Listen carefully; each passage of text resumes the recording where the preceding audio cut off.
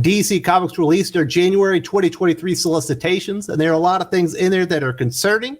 I've already talked about that in full a couple of days ago. We've also got potentially the death of Batman on the horizon, but also we are celebrating Nightwing 100 with Tom Taylor. I'm going to talk about that. We're going to go by DC Comics by the numbers.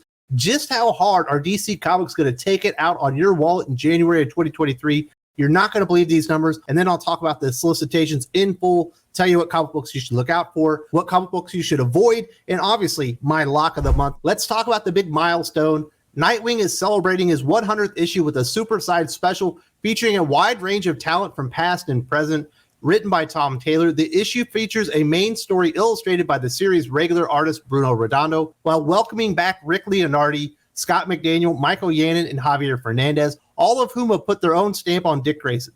If I'm being completely honest with you, I'm shocked that this Nightwing run actually made it to issue number 100. It's actually selling pretty well now under Tom Taylor, but sales had died when they decided to shoot Nightwing in the head in Batman. I think it was number 55 from Tom King, where he got amnesia, became Rick Grayson. Probably the worst era in Nightwing history, in my opinion, just awful stuff. Started out under Tim Seeley in DC Comics Rebirth. A very average to below average series, in my opinion. Nightwing then bounced around a few writers here and there. There were a couple of standout issues, specifically Nightwing, I believe it's issue number 43 from Michael Moriarty, which is one of the best Nightwing issues I've ever read in my life. If you have not read Nightwing 43, I suggest you go out to the dollar bin and see if you can find it. It's absolutely worth your time and money. I love that comic book. We also got a short run by Ben Percy, who actually did some pretty interesting things with Nightwing. It felt like he had a good direction. Obviously, that was derailed by the Rick Grayson era, which I think mostly was Scott Lobdell. He kind of took over in short order after that. I guess Ben Percy didn't agree with that direction. That did not work. They brought in Dan Jurgens to try and salvage the Rick Grayson era. That did not work, and that kind of led us into this Tom Taylor era and where we are right now. I'm shocked they didn't reboot this more than a couple times, and I wouldn't be surprised if in February of 2023, Nightwing does reboot back to a number one issue without changing the creative team just to coincide with Dawn of DCU. But this has been a very weird 100 issues for Nightwing. Not sure if it's actually worth celebrating, but obviously you hit issue number 100, they're going to do something. Nightwing 100 teases new developments for Dick as he celebrates the past while moving forward toward the future. Issue 96 recently saw Dick and Barbara Gordon pledge their love for each other after defeating Blockbuster, the gangster head of Bloodhaven, who has been a threat since the days of Nightwing's first long-running solo series. Blockbuster was seemingly murdered by the serial killer Heartless in the issue's final pages, paving the way for a new criminal to rise up in the Haven, as teased in the solicits for Nightwing number 100. Tom Taylor has been writing Nightwing now for about 2 years now. I believe he took over on issue number 78. And I quite like the series to begin with. I think the art by Bruno Redondo is actually really good. And they teased a lot of interesting things, obviously, with the Blockbuster conflict. Heartless seemed like a really cool villain to introduce there. And then he basically didn't do anything for almost 18 months straight. We also had Dick Grayson's long-lost sister introduced, which I thought was absolutely stupid. And they basically haven't done anything with that either. I ended up jumping off the series because it was so boring. There were entire issues dedicated to tell the reader that Dick Grayson is a really good guy and other people like it. I know that. I love Dick Grayson. He's one of my favorite characters. That's why I was reading the series to begin with. And much like Tom Taylor in Son of Kal-El, where he took like 15 issues to tell a story arc, he basically did the same thing in Nightwing and really slow-rolled one story for far too long, in my opinion. So that's why I have been reading it. I personally wouldn't mind a new creative team on this because I don't think Tom Taylor can write ongoing series for anything to save his life. He's absolutely terrible at it. The only thing that he can do competently in comic books, in my opinion, is like Elseworld stories. Those are my thoughts on Nightwing number 100, the big milestone, celebrating one of the most up and down runs in Nightwing history. Let's talk about DC Comics by the numbers. And I'm sorry, you might need to take a loan out, especially if you want to buy DC Comics number one issues or anything related to Batman. They're absolutely going to fleece you, but at least they cut the line back by about 20 issues in January 2023. I'm definitely expecting a lot of new creative teams in February and March of 2023 as Dawn of DCU really starts going forward. DC Comics are releasing 44 new comics in total in January 2023. Very light by DC Comics standards. 10 of those are going to be number one issues. 23% of all new comics from DC will be number ones, for a total of $65 or $6.50 on average. My goodness, that is a very high price. There's a couple of $10 comic books in there as well. And in comparison to Marvel, which is under $5, it's absolutely not a bargain to be a DC Comics fan these days. They really are daring you to walk away by overcharging you and overexposing Batman. Speaking of that, there will be 9 new comic books in January starring a character that calls themselves Batman. 20% of all new comic books will be starring Batman in January. $41 total, or $4.56 on average. That number is helped tremendously by a couple of all ages comic books that only cost $3. Batman related comics, a different story.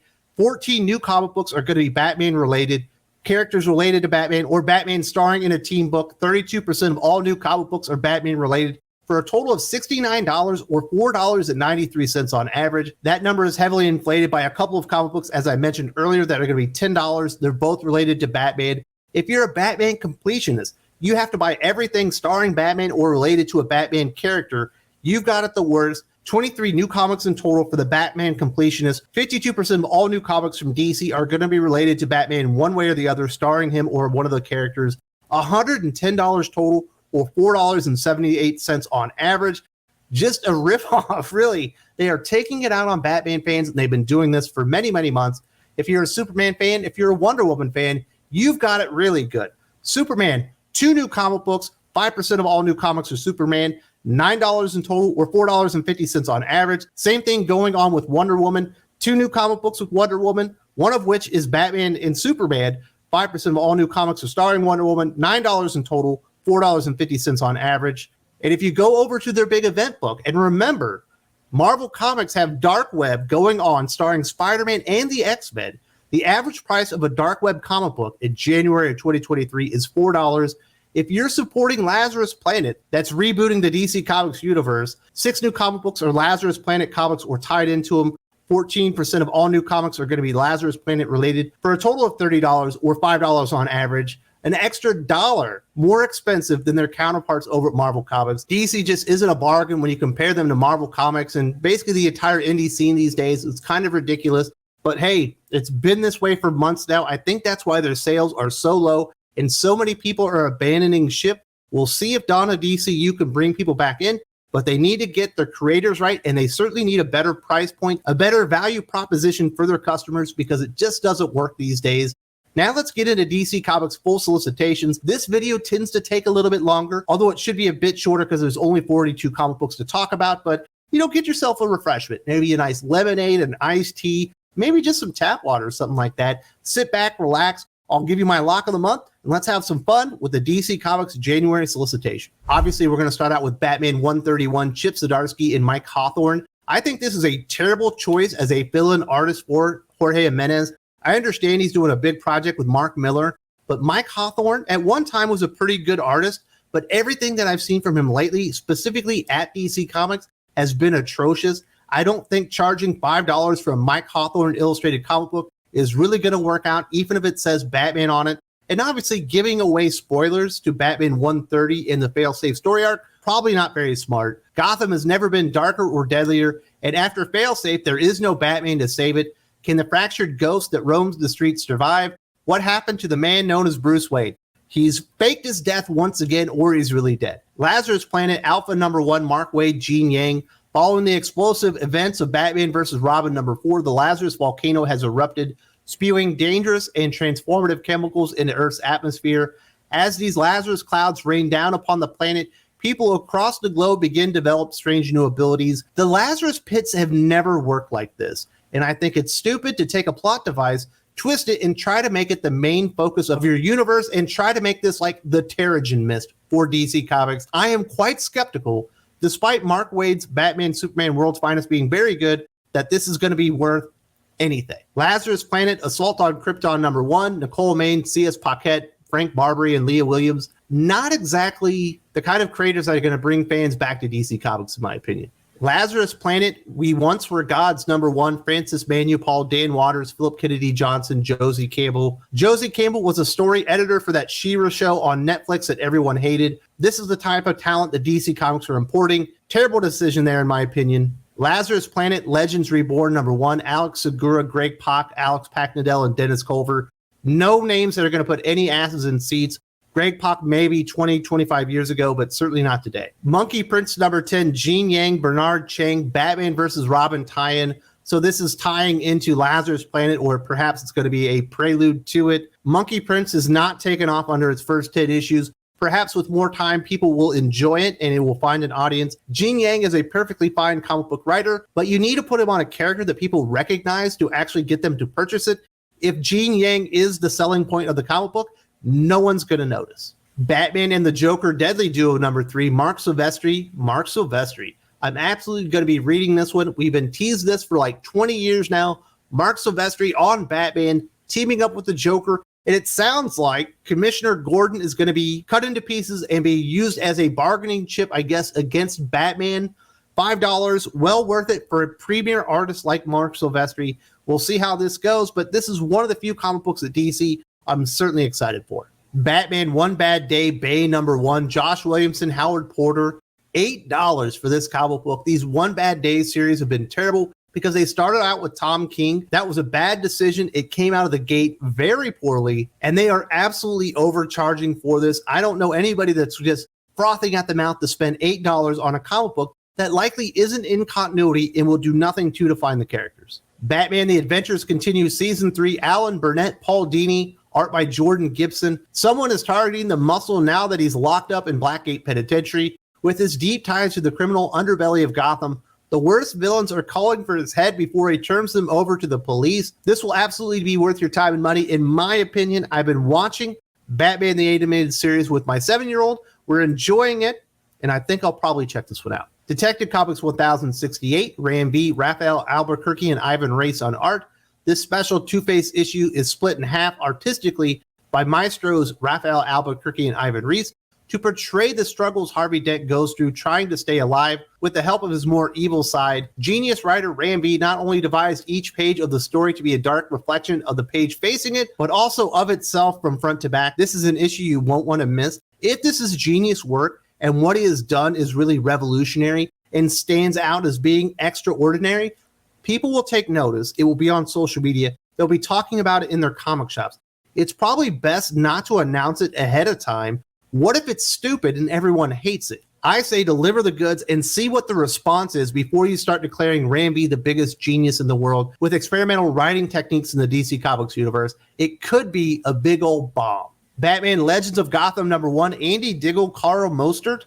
Andy Diggle is actually a pretty decent writer. I haven't seen him at the big two in quite some time. He actually had a really great start to a Shadow Man series of Valiant Comics before it was prematurely canceled. But I think we have enough Batman comics as it is right now that if you're actually going to release something new, it needs a bigger name than Andy Diggle, even though I think he's pretty good. DC's Harley Quinn Romances number 1, Greg Lockhart, Alexis Quisarano, Frank Allen, Zipporah Smith, Amanda Diebert, Ivan Cohen, Rafael Dracone, and Carolina Munoz, with Max Sarin, Pico Ocio, Adriano Mello, and others. Pico Ocio is a really good artist. Max Sarin's pretty good, but those writers are completely obscure. No one knows who any of them are, and you're charging $10 for this. This is why no one trusts DC Comics anymore. Stop charging me $10 so these people can get credits in their bibliography. You know what I'm saying? That's not what my money is for. Action Comics 1051, Philip Kennedy Johnson, Dan Jurgens, Leah Williams, art with Rafa Sandoval, Lee Weeks, and Marguerite Savage. This is the new version of Action Comics where it's going to be an anthology series. I hate anthologies, and while I do like Philip Kennedy Johnson's work on Action Comics, and I certainly like Dan Jurgens' work on Superman in Action before that, Leah Williams is a red flag that tells me this will never be worth $5 because it includes, at a minimum, 8 pages of absolute garbage. Batman Superman World's Finest number 11, Mark Waid, Dan Mora. In my opinion, probably the best ongoing series in all of comic books. But when I see this cover and it really stands out and I can't even look at the solicitation itself because it's so bad, why do they keep making Wonder Woman look like a trans man? I don't get what they're trying to do with the character. Why are they purposely making her look so ugly? Such a terrible use of the character. It appears we are going to see the Trinity in the pages of Batman Superman World's Finest, but that is a terrible look. The saga of Boy Thunder crashes to a close as Batman, Superman, and the Titans frantically attempt to save the wayward Ward. The choices the Dark Knight and the Man of Steel make in this moment will affect the future as we know it, as the secret identity of this uber-powerful last son That of someone DC fans have known for decades is at last revealed. Great, so we're getting another retcon in a character that's been so powerful for 30 years, we just forgot to mention him. This stuff happens a lot in DC Comics. We'll see what happens. I have enjoyed the Boy Thunder story arc till this point. Justice Society of America #3, Jeff Johns, Michael Yanin. Huntress's journey to save the Justice Society of America lands her smack dab in the middle of the 1940s at the birth of the team. Can Huntress and the present-day JSA work together long enough to figure out how to stop the strike on the 1940s team? My goodness, Josh is going to be excited about that one. He loves Huntress. Stargirl, The Lost Children #3, Jeff Johns, Todd Knock.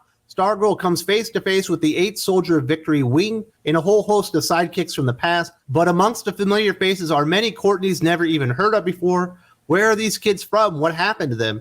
And why were they erased from time? The new golden age continues here.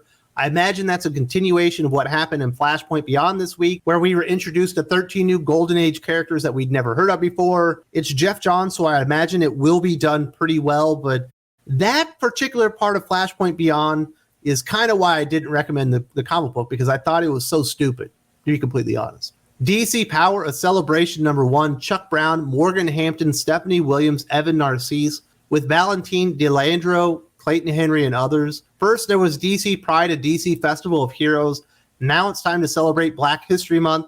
Cyborg, Jon Stewart, Aqualad, Kid Flash, Batwing, Vixen, Amazing Man, and more take center stage to highlight the power of Black excellence across the DC universe in stories from a variety of comics' finest Black artists and writers. We'll see if this thing actually comes out on time. Last time they tried to do this, they ended up having to push it back to like June or whatever because they decided not to print it on time. The Flash 791, Jeremy Adams, Roger Cruz. I would prefer Fernando Pasarin to be on this, but I'm still going to lock it up, folks. Lock it up. Jeremy Adams has been knocking it out of the park with his Flash series. It's been all about the family, all about Wally West, trying to rehabilitate this character after the destruction that was Heroes in Crisis for Wally West and his fans. The 1 Minute War Part 2, the heroes are split after the alien speedster known as the Fraction smash into Central City and must attempt to fend off attacks while trying to formulate a plan. But there's no time for the heroes to take a breather, as besides the speedsters, Miss Murder is also hunting the team, and she has speed hounds. Speed hounds sound like a lot of fun, and that is what The Flash is. If you didn't read the issue this month, I say go down to your comic shop, pick up the latest issue of Flash. It's just a one-shot, totally fun. That is what Jeremy Adams is bringing to the table. If you have not been reading The Flash, if you're hesitant to support Wally West after what's happened to the character in Heroes in Crisis and Future State, I give you my guarantee that Jeremy Adams loves this character. He is doing everything in his power to rewrite the wrongs that DC Comics did in the past and get people to believe in Wally West and the Flash title again. Please support this book. We need to tell DC Comics what is actually working. Unfortunately, sales on The Flash by Jeremy Adams just aren't what they should be, considering the quality of the book itself. I hope you guys support this book because it's been very good, and I don't want to see Jeremy Adams leave the title when they turn over for Dawn of DCU. The Flash 1 Minute War Special #1, Jeremy Adams, various artists on this one. A lot can happen in 60 seconds as the Flash event 1 Minute War rages on. Writer Jeremy Adams gives further insights into the alien speedsters race that has invaded Central City and how the Flash family fights back. You just heard my sales pitch on The Flash and this comic book as well. Definitely support this. Danger Street #2, Tom King, Jorge Fornes. If you are interested in characters in the DC Comics universe being deconstructed, aka destroyed, assassinated at the hands of Tom King, this is going to be the comic book for you. Waller versus Wildstorm #2, Spencer Ackerman and Evan Narcisse with Eric Battle. I think Eric Battle's actually a pretty decent artist, but Spencer Ackerman is a joke, and I think most Wildstorm fans that were wanting to see Wildstorm in the DC universe were not looking for this creative team. Wildcats #3, Matt Rosenberg, Steven Segovia. Steven Segovia is a great artist. Matt Rosenberg has been more missed than hit for most of his career, although he's doing a little bit better of a job lately, mostly co-writing with other people. The Halo Corporation has introduced their new group of heroes to the world. The 7 Soldiers of Victory are here to save the day. Wait, what? The Sandman Universe Dead Boy Detectives #2, Pornsack. Is that his real name, Pornsack? That's insane. It appears they're doing a second printing of Swamp Thing Green Hell #1 from Jeff Lemire, which came out like, I think 6 months ago, and we haven't heard anything about it since, so I'm imagining that issue #2 will come out after this. This is like a reminder that it already started. Batgirl's number 14, Clunrad with Jonathan Case. If DC Comics want people to get on board for Dawn of DCU, there better not be a single mention of Clunrad. They better be expunged from the record and never write for DC Comics again. Batman Incorporated number 4, Ed Brisson, John Timms. I hate Ghostmaker. Equally, I also hate Clown Hunter, so I will never touch this series, even though I think Ed Brisson's a pretty good writer. Batman Gotham Knights, Gilded City number 4, Evan Narcisse, Abel on art. Pretty decent artist, but I don't care about video game tie-ins. Batman The Audio Adventures number 5, Dennis McNicholas, Anthony Marquez, and J-Bone. Once again, J-Bone, pretty good name, but if I want this story, I will listen to The Audio Adventures. Black Adam number 7, Christopher Priest, Eddie Barrows. Now that is a good artist. Looks like they're getting an upgrade as far as the art. Malik White, now the superpowered Bolt, has contracted the same mysterious plague that killed Black Adam. Too bad no one cares about Malik White, and the possibility of him dying means absolutely nothing to nobody. Blue Beetle Graduation Day number 3, Josh Trujillo, Adrian Gutierrez, almost guaranteed to be unreadable. Speaking of unreadable, Catwoman 51, Tinny Howard, Sammy Basri. Cat in a Crate, never cage her, never chain her, never tie and keep her down. After the explosive events in Alleytown, the cat wants out. We all want out. We want out of Tinny Howard's terrible Catwoman run. If this thing isn't rebooted with a new creator in Dawn of DCU, that's it. People are not going to come back for this stuff. They've already announced Tinny Howard on Harley Quinn. If she ends up with 2 Batman-related characters, game over. DC Horror presents Sergeant Rock versus the Army of the Dead number 5, Bruce Campbell, Eduardo Rizzo. I was not planning on reading this, but enough people told me that it was good, mindless fun that I went and checked it out, and it turns out that it's pretty true. Bruce Campbell, despite not being a comic book writer, actually has some story chops here, and this is a fun story. If you want something for DC Comics that isn't going to turn your stomach inside out, you should read this one. Fables 159, Bill Willingham, Mark Buckingham. Tragedy has come to the Black Forest, and now it's down to Sam Bigby and Green Jack to reckon with their failures and step up as the heroes the forest needs. GCPD, The Blue Wall number 4, John Ridley, Stefano Raphael. The comic book that's probably so cringe, I didn't even crack it open. Harley Quinn 26, Stephanie Phillips, Matteo Lally. Thank God Stephanie Phillips is leaving this title. You can tell she has no interest in Harley Quinn, and the 2 stories she actually had to tell with the character have been done for like 2 years now, and she's just sitting there spinning her wheels, telling stupid stories, killing her reputation that should be growing right now because of the popularity of Grimm. But she continuously shoots herself in the dick with comic books like Harley Quinn. Harley Quinn, the animated series, Legion of Bats number 4, T. Franklin, Shea Beagle. This comic book is not nearly as bad as the one that preceded it, at least the first issue. I imagine by issue 4, something terrible will have happened, and I will have covered it on the channel. But as of issue number 1, while it's not great, it wasn't nearly as bad as it could have been. I Am Batman number 17, John Ridley, Christian Duce. Punchline, The Gotham Game number 4, Tinny Howard bringing over her husband Blake Howard with Max Rayner on art. The Batman and Scooby-Doo Mysteries number 4, Amanda Deibert, Scott Geralds. The Human Target number 11, Tom King, Greg Smallwood. I imagine by this point Tom King will have claimed a couple more scalps in the DC Comics universe. He's already destroyed Guy Gardner. He's pretty much embarrassed Martian Manhunter. Who will he destroy next? You need to read this to find out. Tim Drake, Robin number 5, Megan Fitzmartin, Ricardo Lopez Ortiz. The continued employment of Megan Fitzmartin at DC Comics is an FU to every DC Comics fan with everything that she has said in Dark Crisis, Young Justice. Her continued employment is a reason not to support the company. Titans United, Blood Pack number 5, Kevin Scott, Lucas Meyer. The first series was pretty good. Don't know that I needed a sequel, but Superboy in Chains, Donna Troy on the Warpath, Beast Boy in the thrall of Brother Blood. Can Nightwing, Starfire, and Robin keep the Titans together long enough to save Raven from the spell that has transformed her into a vengeful god? DC Comics does not have very much quality in January of 2023. It's light as far as the releases, and it's certainly light on quality. This might be one of the 5 best comic books they release all month. Wonder Woman 795, Clunrad, Jordi Belair, Amankai Nahupal, and Paulina Ganuccio. That does it for DC Comics January 2023 solicitations. Go out there and support The Flash. We've got this 1-minute war story going. I think it's going to be a lot of fun. Batman, Superman, World's Finest has been really good. I'm very, very cynical regarding Lazarus Planet. It sounds like a stupid idea, and almost every creator associated with it, besides like Mark Waid and Philip Kennedy Johnson, are duds as far as the writers. Not very keen on that one.